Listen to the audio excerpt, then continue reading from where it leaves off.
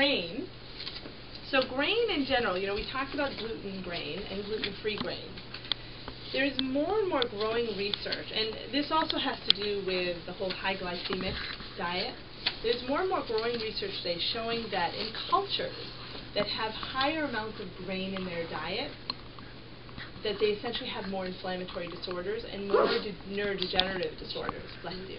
So there's a wonderful book called Grain Brain, and it was published just last year, I think last year or late year prior, and it was written by a neurologist and board-certified nutritionist called Dr. David Perlmutter. The book is listed a little later, you'll see the name on it.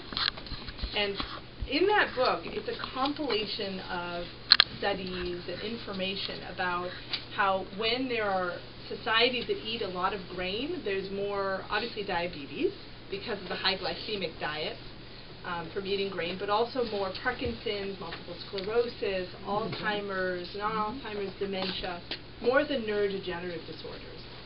So by reducing grain in your diet, I mean, you can already sort of slow down and arrest that process. Eliminating grain completely is very hard, very hard. The concept of the paleo diet that some of you are familiar with, you see all those real buff people that are moving tires and things like that, you know, CrossFit is what I'm talking about. That's paleo. That's essentially a grain-free lifestyle. And it's definitely the optimal way to eat. There's no question about it. But it's challenging. It's very hard. So not to say that it's essential, but if we think about grain as never being the central part of a meal, the days of spaghetti and meatballs are over. Seriously. But if you think about grain, if you're going to eat it, ideally it should be gluten-free, and it should only be an accessory to the meal. It should never be the focal point of your meal, because there's not enough good that comes out of it. Oh, yeah. Okay? Even quinoa. Well, quinoa is more of a seed than a grain. Oh. But quinoa does require some of the same pancreatic enzymes to break it down. So some people still have a hard time digesting it.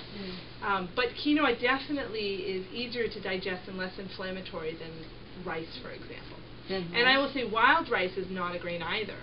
That's definitely more of like a seed family and is not inflammatory, like brown rice and white rice. If we can avoid that, or at least reduce it markedly, stick more to vegetables and fruit and natural protein, you're going to have a much more healthy body. Okay? So that's more the grain world.